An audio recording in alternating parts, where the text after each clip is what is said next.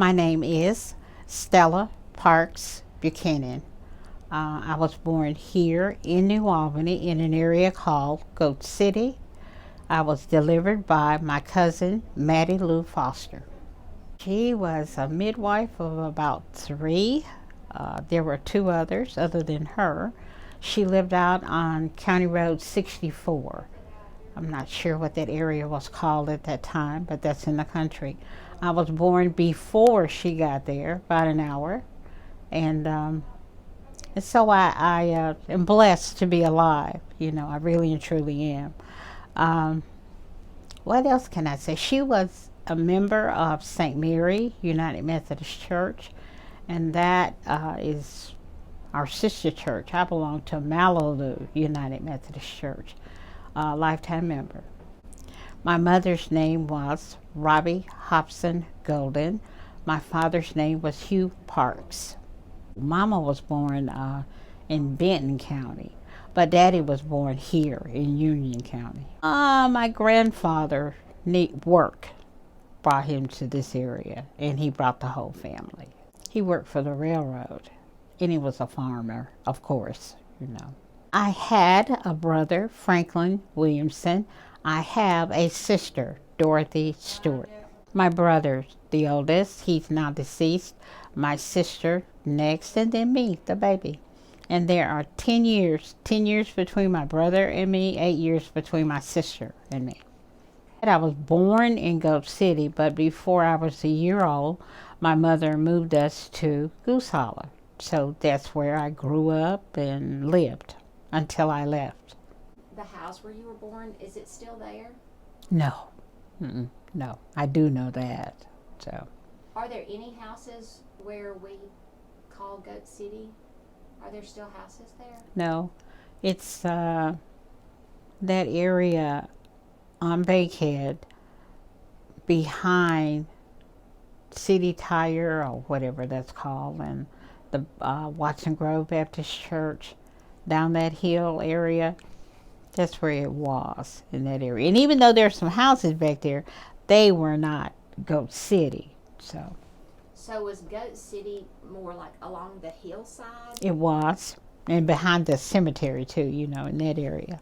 So was it kind of between the railroad tracks and behind the church and the child place, just along that little hillside right there? Or, yes. I guess it's not little, it's steep. It's right? very steep, yes.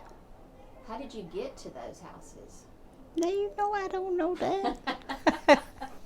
I think everyone, that it was called that because everyone there had a goat. So, I'm assuming that's why it's called Goat City, or was. Standish. That was the only street in Goose Hollow at that time. The subdivision was not there. And the street did not go all the way through the park. It stopped at Dinah Foot's house, and you don't know where that is, but people who know where it is know where it is. They dug out the area behind Ford School and made a football field. So the children who lived in Goose Hollow went up and went down by Miss Dinah's house, went across the football field up the hill to UCTS. So streets were not paved. There were no lights. Everybody did not have electricity because when we first moved there, the house was set up for electricity, but it wasn't on yet. But my mom did get it on. So between the park and the school, that was a football field. Okay. The Boys and Girls Club was not there, so it's closer this way. Okay. Yeah. So it's kind of. But it was a hill. Okay. It is. And then it went down into the park. Okay. Okay. Well, now the park wasn't there. Remember that the field was there. It's a baseball field or something now, but that area, that's where the football field was. Okay. And we walked that way unless it rained really hard, and then you went around the road. That's what it was called too. And you went past the shirt factory and went up. I think that's Glade, and came back down, called the Shan's Hill. You know where Shan's house is. Well, you came on down there and went to school. When we first moved there, and I'm told this, there was a man next door to us named James Harden, and he was a man who actually poured concrete and built houses and that kind of stuff. Across the street from him was a woman named Miss Sheila Hopkins. Miss Sheila Hopkins was a midwife too. Next to her was a little store that she had built, and across from that was the Pharaohs, and then you had like a shotgun house on a hill. But everybody you had several houses, several people who lived there. Everybody knew everybody. Everybody was your mother. You know, everybody was not your father, but everybody was your mother. And when you got into trouble because you were at someone's house playing and she spanked your behind, you got a spanking when you got home because you acted like you didn't know how to act. So that your mother spanked you and all the other mothers spanked you too. We actually did that village actually did raise the children. So yeah, it was just we were poor, but we didn't know we were poor. You know, everybody had different things. Like I think Miss Dinah Foote was the first person to get a television, and everybody went to her house and watched TV. Can you imagine that? Can you imagine that? But everybody did. You know, I can remember going to her house watching TV. I was 14 when we first got a television. Is that right? No, I was not. I was 10. I was 14 when we got a phone. Now imagine that one. Captain Kangaroo. Big deal for me. Captain Kangaroo. And I liked the Lone Ranger, Jungle Jim, Sky, somebody. He flew a plane. That's going to take a while for me to remember that, though. You know, Howdy Doody, things like that. But you know, you had Chores, so you didn't get to look at TV all the time. It was a treat, though. But Captain Kangaroo, big deal, big deal. He was early, so. When I was young, we did not have running water in the house, so I had to bring in a small bucket of water and get kindling for the fire. Had to get wood too, you know, because we had a wood stove, so you had to bring wood in and stuff like that. And you had to do what Mama told you to do, or you got in trouble. So I did get in trouble, you know. That was my job. Where would you get water? Oh, we had a hydrant, but not inside, you know, not yet, not inside. So you went out and got the water. You know, so you'd have water to cook and bathe and everything with, because we had we had 4 different things that had water in it. We had a churn, a large churn, had another large container, and another one, and I had that little bucket that I carried. So who would bring the rest of the water in? My brother and my sister. Because they were bigger? Yeah. Mm-hmm. So y'all would have to bring in enough water to take a bath? Yeah. And to cook? Mm-hmm. Wash clothes? No. Mm-mm. No, you wash clothes outside, so there was a horse of a different color. But you still hung them up and took them down and all of that kind of stuff, so. How would you wash your clothes? In a number 3 tub. Do you have any idea when? No, you do not. Well, that is the biggest tub. And then you got a number 2. So Mama had a number 3 and 2 number 2s because you washed with a rub board, and then you rinsed twice and hung them up. My father bought my mother a washing machine. It almost came to my mind, some kind of queen. I don't remember. But he bought her a washing machine. That was a big deal. Oh my goodness, goodness. Ringer type. Big deal. But still, he bought her that. So. Do you remember what age you were when you got electricity? I do not. I remember I was young. He gave her a radio, birthday gift, and we looked at, not looked at, we listened to like Gunsmoke and The Shadow Knows, The Creeping Door, soap opera, Stella Dallas, Backstage Wife, you know. But you listen to the radio and imagined, it was just a big deal to have a radio. You got electricity, you got a radio. Wow. My mother was a fantastic storyteller for us, and she would sing to us.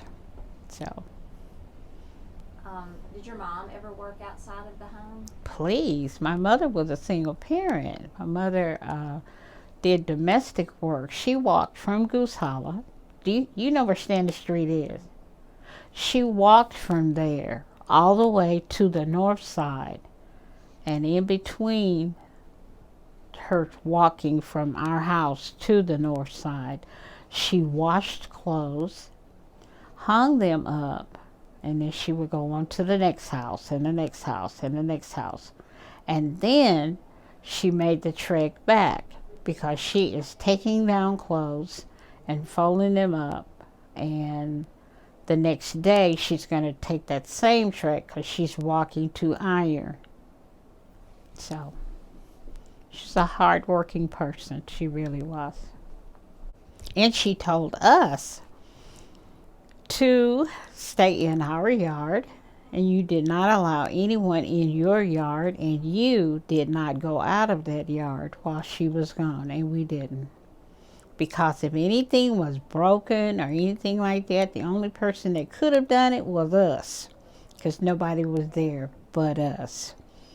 And we believed her when she said she would know it, but it didn't dawn on us until we got grown that, the neighbors told if you left the yard or you left somebody in the yard. We just didn't do it because my mother did believe in corporal punishment, and she knew how to do it. She really did. So there was a store over there by the shirt factory. It's now a church, but at that time it's church factory. His name was Raymond Spencer, but I think his father owned it first. So you got groceries there, and then all the way at the foot or at the end of that street, there's a house there on Central. But there was a store there at that time, Mr. Hill's store. So you got stuff there too. And then go on down Central, where the bypass is and all where that all comes in. There was a store called Mr. Jameson's store. I think I'm right. My sister can correct me if I'm not. You got groceries there too. So you see you're in a walking distance. You can walk and get things and go. By the time I grew up, you were shopping at like Food Center and stuff like that, And Food Center was where there's a chiropractic office there now on Main Street, but it was in that area. And there was a shoe store. No, it was a Food Center. Then it was a shoe store, and now it's chiropractic. So, But my father had things delivered from. I'm trying to think of his name. This store is still here. The building is still standing across the track. Oh golly, what's the name of it? I don't remember, but this man delivered groceries to the house. Well, it was because my father bought it, and had it sent to the house. I can't remember his name, and I should, but it's gone. Just flew out of my head. But it's over. Okay, you know where the electric company is. Okay, you know there's a great building, not the fire department here, but a building right there. That was a store. And I can't remember the name of the people. And it's still right there. Yeah, the building You is can still tell there. it was a store. And see, my father worked on Highland. It's called Dockside now, the apartment building. But my father ran the pool hall there. So he would, have the groceries delivered to the house from there. And that store was still open. I left New Albany for 10 years. And when I moved back here in 75, that store was still there. And my family was still shopping there. Not for everything, but they still, went and got things. When your dad was running the pool hall, did you ever go in there? Maybe once or twice. Not much, no. And I don't know how to shoot pool. Isn't that something? But I don't. I have no idea how to shoot pool. Was your dad a good pool player? Apparently so. If he wasn't a good pool player, he collected money well, I guess. It was a place for black men and young boys to go and be themselves, So. Do you know who owns that building? At that time, I think Doc Beasley, Hope Beasley, he was the undertaker, and he also was the ambulance for black people. So, yeah, if you had to go somewhere like to Tupelo because you were ill, or Memphis or wherever, he would be the one to carry you. How would people get in touch with him if they didn't have phones? Well, now you asking the wrong person. Because I guess by the time I got old enough to think about anything like that, people did have phones, so. He had the funeral home at that time? He did. But he didn't start out with Beasley Funeral Home. Over by Ford School, there is a house, where, how you go to the Boys and Girls Club. But there's a house on the left there before you turn to the right to go back there. Well, there was a wood frame house there, and it was called, if I'm not mistaken, it was Talbert's. It might not have been, but that's where he started. And then he got the one up on Bankhead now, Yeah, and he worked there. And then Talbert was the undertaker, I assume, or the owner. But Mr. Hope worked there. And Mr. Hope lived in Goose Hollow, too. So he and his family. But it was, and then he moved up on Bankhead, so there it is. Tell me what you remember about starting school. Oh, being afraid because I wasn't at home with my mama.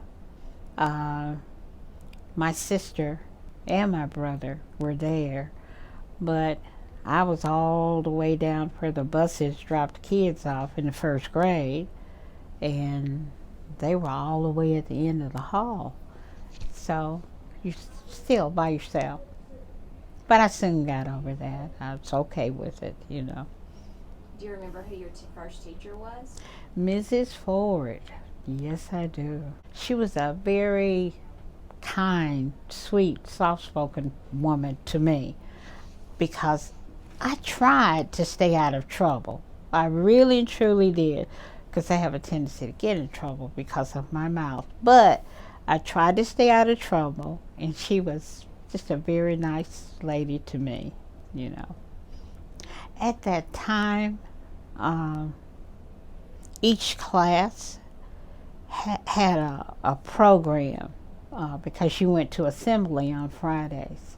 So I can remember ours was the Christmas program. The little first grade kids were, and that was our first program. I liked that. I really and truly did, because I've been singing. Well, ever since I've known myself, I've been singing. So I really enjoyed that. And she was a nice teacher. She really was. Sweet lady. Had a very close class. And And then in 1961, when the schools consolidated and all the kids came in to be afford, kids that went all the way through those 4 years with me too. So yeah, you had all kinds of races, and I used to run. Pretty good runner. Well, that's because, well, anyway, pretty good runner. Um, Let me see, sack races, that kind of stuff. I never, ever, and I'm telling the truth, learned to hit a ball. So I was not good at that. I liked volleyball, though. I did, and table tennis. But hitting a softball or baseball, no, that was not my forte at all. Um, Something that I remember, though, from my first grade year, and I was a little girl. But in our Christmas program, I sang White Christmas. I'm dreaming of a white Christmas. And I guess the thing that I remember about it most is that I was very nervous, but I knew I had to sing that song. I knew that. That I was not going to be able to get away with not doing it. So by the time I got through singing that song, I had balled my dress all the way up to my waist. That I do remember, very much so. You know, we didn't have a cafeteria until 61. We didn't have one. So you carried your lunch. But, ooh, wait a minute. We went home for a while. We would go home because, you know, we lived in Goose Hollow. You could run over the hill and go home. But when it rained, that's when you, if you didn't carry a lunch, you had a quarter to eat with, because you got something and you got a pop for, you know, you got nabs or peanuts or whatever, and you had a pop. I always spent my quarter at 10 o'clock recess, and I would go all the way up the hall to my sister, who was at the end of the hall. And you remember, she only had one quarter too. And I would ask Mrs. Gibson if I could speak to Dorothy Golden, and she would let me speak to her. And everybody heard this. Dashay, I spent my money. And, well, naturally, she gave me hers because she didn't, you know, she wasn't going to act like I don't know this kid or whatever. But I'm sure she wished that she hadn't known me, because she went hungry all day, you know. But, no, we didn't have a cafeteria. You just went home and ate. With your quarter, you would go where and spend it? Mrs. Mary Howard had snacks and ice cream in her room, and she had a pop machine right outside her door in the hallway, so across the hall there. So you bought your pops there. So that was it. What would you get for 25 cents? A pack of nabs and maybe some cookies and a pop. You know, that's it. In the 4-H club, we had a little parade, and I was in that, but yeah. So you were involved in 4-H? I was. When did you start being involved with that? Oh gosh, you shouldn't have asked that. Maybe 4th, 5th grade.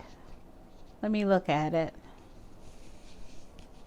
Yeah, about 4th or 5th grade. And what did you do in 4-H? Oh, well, you know, you had meetings and you talked about different things you were going to do. I learned how to do a little bit of cooking. But what I actually learned, our 4-H leader was a lady, extension lady named Betty Jackson. She was from Oxford, and she liked the way that I spoke or the way that I talked.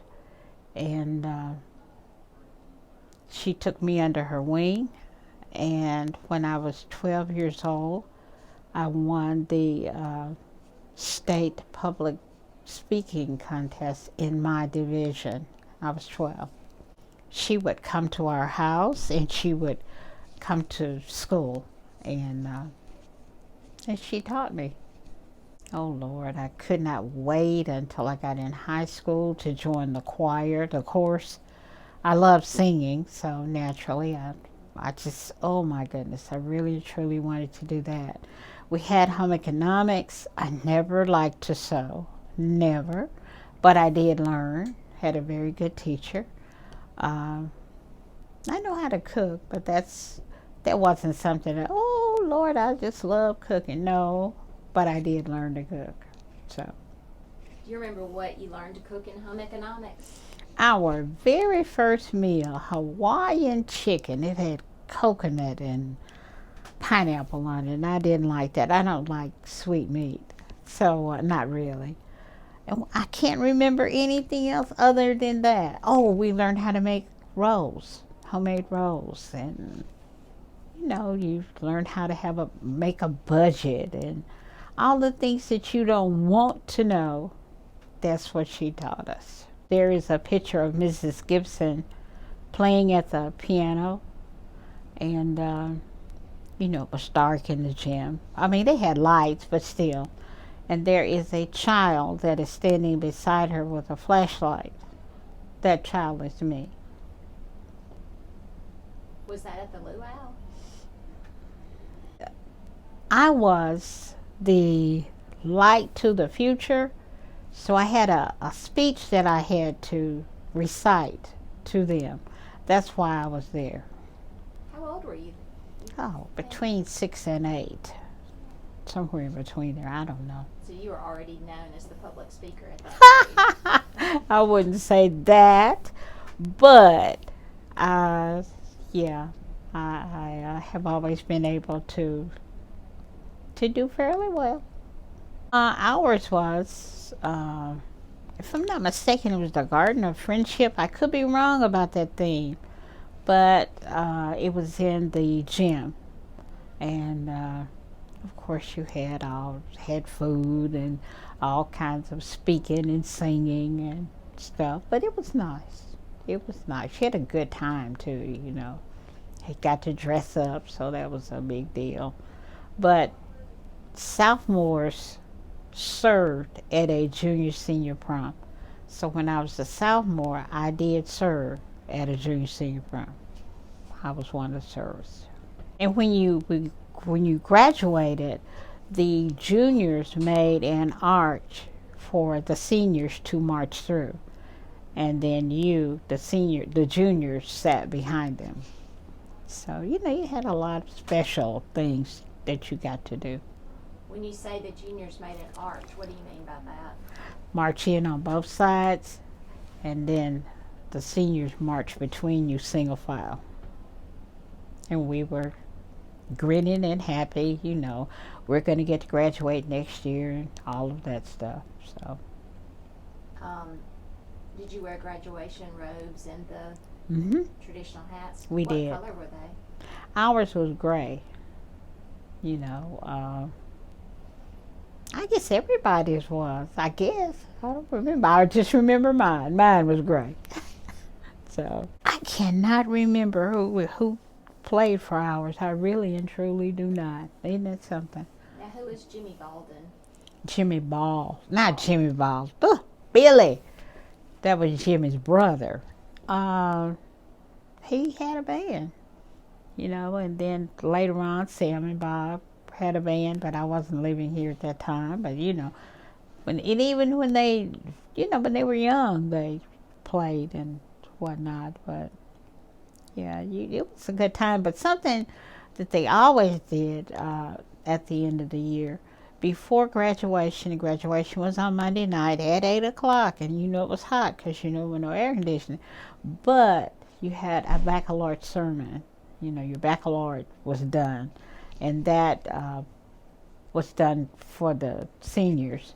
But the juniors were still there, and even the chorus got to sing. And then, you had a speaker, and you had a preacher. So that was a big deal too. Friday night was class night, and then Sunday, the baccalaureate, and then Monday you graduated. Class night was a meal also, banquet or whatever you want to say. But it was a night that, all kinds of things are told about the seniors by the juniors, and stuff like that. But it was nice. And I did not know that I remembered as much as I was taught until after I got grown. I direct a choir. I have no degree in music. I don't read music. I play no instrument. So all of the gifts that I have, I know come from God. I do know that because I can hear and I remember what I've heard, and I can help you learn what I have heard. And together we can produce a sound that's good. So that's not me though, that's God, not me. Was your chorus made up of girls or girls and boys? I don't remember any guys, girls. I remember girls though. We went to Laurel one year, I think it was, and we were a sextet. We sung "I Love a Lassie," and that was a big deal to us, of course, because there were a lot of other schools there. So I guess I did go to that. We did go to that. So you think that was a competition of some sort? It was not. It was a celebration of Leontine Price, because that is where she went to school, this particular school we went to. And while I didn't know just a whole lot about her, I did learn a lot from that trip. And we had a good time. Your course teacher was? Mrs. Gibson. She was the English teacher. And did she teach your group about opera? In a sense, due to the fact that she always wanted us to, I'll say, for instance, the word "and." She and I went to the store. But when you sing it, it is she and I went to the store, so that it has a full, rich sound.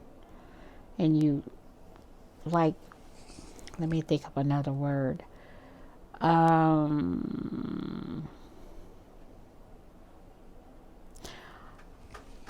Overemphasizing words adds such a wonderful difference to your sound. Like Emmanuel, and that is the way you pronounce it, Emmanuel. But when you sing it, it is Emmanuel.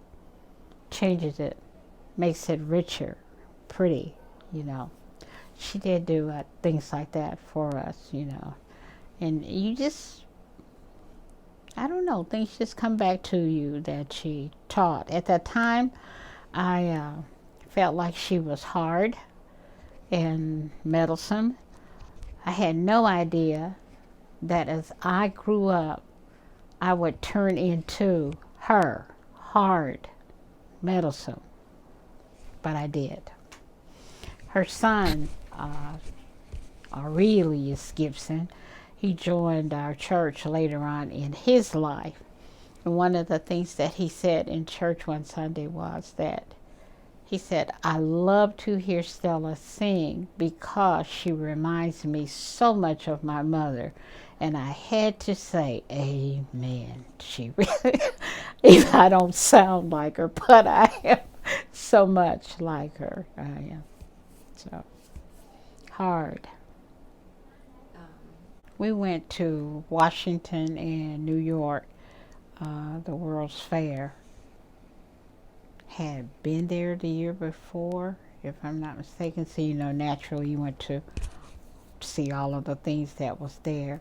But as you're traveling to Washington and New York, and you're staying in different motels and whatnot, well, I didn't have a lot of money. Some people might have, but I did not. But I had some food, and I had some money, and you had a continental breakfast. So even though I lost weight on that trip, I still managed to eat and stay alive. It was a wonderful experience. It really and truly was. We had a good time too. Had a good time. Group of people from Mississippi with red clay on their feet, going to Washington D.C. and New York. We took a boat ride across the Potomac River, and I hate boats and stuff like that. But I was young and I had a really, really good time. I really did. Going to visit the different monuments. We went to the Statue of Liberty, but before that we had, I think we walked up, no, we rode the elevator up into the Washington Monument, but we walked back down. So that was tiresome. It really and truly was. Getting to see the Lincoln Memorial, going to, I think it's St. James Church. I think it's one of the cathedrals there in Washington. Those are, going to Chinatown in New York. That's riding subway. Scary, particularly for me, but still, good time. Good time. In Kentucky, maybe? I think that's where the Luray Caverns are. I think so. That was interesting. Even though I don't really and truly like to be in close quarters, but it was still interesting to go in and look at all the stalagmites and whatever the other things are. One comes from seed and the other one grows up from the ground. Going to Fat Man Squeeze and seeing the fried egg, because it really does look like a fried egg. It was just a good trip for a bunch of little country people. So my sister moved in 1958. My brother went into the military, possibly 56, 54, something like that. And he never lived here again, never. He went into the Air Force. So he joined the military. He wasn't drafted. No, he joined. And then he just moved wherever the military took him after that. And then he ended up in Milwaukee. Mm-hmm. And your sister, did you say she ended up in? She lives in Portland, Oregon, but she married and her husband had been drafted into the military, so she'd been all over. She ended up living in Portland, Oregon for the last, 40 something years. So when she left here, how old were you? 12. Was that hard for you? Very, very. And a lot of people, except the people that I started out in grade school with, but kids that came in 61 thought that I was an only child. But now my other classmates knew that I was not. So, but it was hard. It really was. So, was she married when she moved up north, or did she go up there? What made her go do that? You'd have to ask her, but I would assume a job. The possibility of going to school, she could have gone to school here, but she would not have had the opportunities that she had, even though things were like they were, unlike they are, but still, she had the opportunity to work and go to school. So did she move up there? Was there a friend that she had up there that could help her and get set up? She had a brother. Oh, your brother was there. Yeah. Okay. She had a brother. So she moved up there and found a job. Yeah, she worked. My brother's uncle owned a funeral home, and she actually lived with them and helped run this funeral home, but she went to school too. So. Yeah. Where did she go to school there? At the junior college or what? No, that is not. Yeah, that is what they call it then. Uh, Milwaukee Institute of Technology. I went there also. So. And what did you each learn to do at this school? What was your My special? sister's she majored in business. I wanted to be a sociologist at the time, so I took general education. Um, what did I learn there? So many things. I had never ever gone to school with anyone white, never. So that was a major change for me. Um, and then hearing all the time, even in my classes, my teachers and my classmates, you don't sound like you come from Mississippi.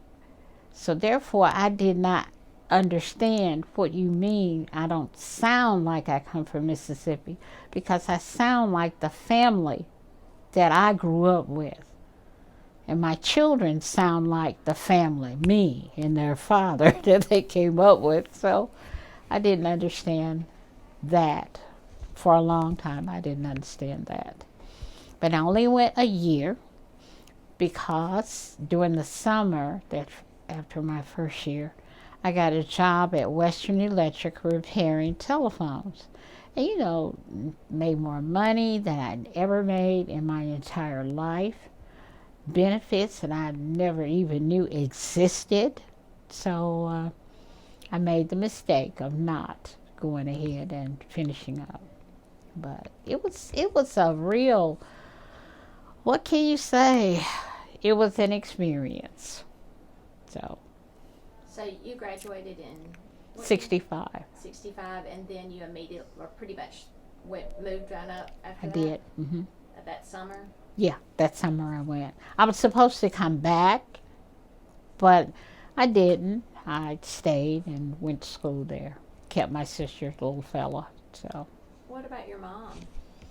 My mother, by that time my mother and father were married. They got married when I was 14. So they were fine. They were just fine. So your mom wasn't by herself No. when you left? No. Did your parents continue to live there in Goose Hollow? Yes. Yes, indeed. Did they live there for the rest of their lives? They did. And when did they pass away? My father passed away in August 1981. My mother, who had moved from her house, but she still had her house in Goose Hollow, she lived with me for 17 years. She died June the 15th, my birthday, 2006. So, yeah. So she lived well past your dad. Yeah, she did. So how long did you live in Wisconsin? 10 years. Did you continue your job with the phone repair? I did not. I went on to working in a nursing home, a Jewish nursing home. I worked there about 5 years. And then I went to St. Luke's Hospital. And St. Luke's is where the first successful heart transplant was done in the United States. And I worked there about 3 years. And then my father was ill. So I moved back to Mississippi to help my mom with him. And I stayed. So it was cold. Did you have a family at some point along the way? I did. I married and I didn't have any children, but I lost the children that I got pregnant with. But yeah, I did have a family. Did you marry a person from Mississippi or a person from up north? He actually was from Louisiana, but he had been in Wisconsin for a long time. But I was divorced before I left there and moved here. And I married someone here who actually was from Oklahoma. But I met him at the hospital because that's where he was working, and I started there like in November of '75. Started working at the hospital. So. Here. Mhm. Okay. Yeah. And so where do you live now? I live on County Road 81. My husband and I bought that house in '81, and we were truly blessed. We really and truly were. And I went to school and became a LPN, and I worked in that for a while, and then I started working for Head Start as a health aide, and I moved up to oh gosh, what were we first? Don't remember, but anyway, became a social worker, and I stayed there 33 years and 11 months. So with Head Start. With Head Start, yep.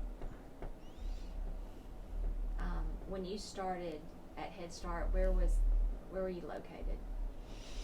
In Myrtle, at it was a church then. I mean, it had been a church, but Head Start rented it, and then later on it became Greater New Hope, and we moved on County Road 64 to a mobile unit, and we were there 5 years, and then Head Start moved to Ford. So, and they're still there, but they probably will move one of these days. So you started at Ford and ended at Ford. I did, and when we first started working, walking the halls reminded me of my time there. It really and truly did. Even though some things had changed, I still remember what it was like originally. So, yeah, interesting thing to do. It was in the parsonage. The pastor was B.J. Cameron, and his wife, Mrs. Cameron, she was the one who started a kindergarten, because, as you know, there was nothing for black children. So she started it in the parsonage. So where was the parsonage? Right next to the church. And you must didn't pay too much attention. It was there, torn down shortly, well, maybe a year or two before the church burned. It was a white frame house. Yeah. At UCTS via Ford, there were not a lot of physical resources, and by that I mean new books or a real laboratory to do science projects or anything like that. But something that was taught was pride and hope. And I'm not ever going to forget that. To be proud of whatever you have, whoever you are. Be proud of that person and do your very best. I remember that it was taught in your home, and then it was taught at school. Teachers cared about you. I'm not sure a lot of that has not been lost, because after all, we may live in a village, but everybody feels you can't say anything to my child because this is my child. But for some reason, God gave me the wherewithal to, even though it's your child and you may get angry at me, it does not matter what color your child is. It doesn't matter who you are.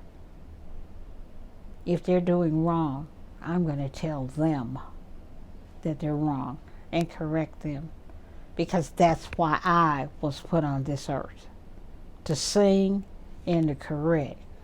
And I try my best to do it. I might get hurt doing it one of these days. I haven't so far. God has blessed me. But I might.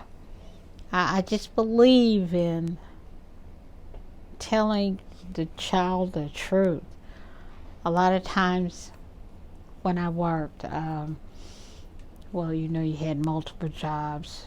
drove the bus, rode the bus as a monitor, did whatever needed to be done. But I always spoke to a child as Mr. and Miss. And the reason I did that is because they may not ever hear that again, but they can remember that they were called Miss Smith, Mr. Smith. They can remember that they were important, no matter what they looked like and no matter what they did. By the same token, as I give you this respect, I demand respect from you. You cannot call me Stella. You're 3 years old. You call me Miss Stella, and I'm going to call you Miss Smith. That's something that I always remembered, and I still do it as an old person. I still do that, you know. If I go to Walmart and a child is acting up, you need to stop. You really and truly do. You need to stop. Children are just little grown-ups, but parents don't always realize that. They are demigods to them. So, that's it. Stella Louise. That is my middle name.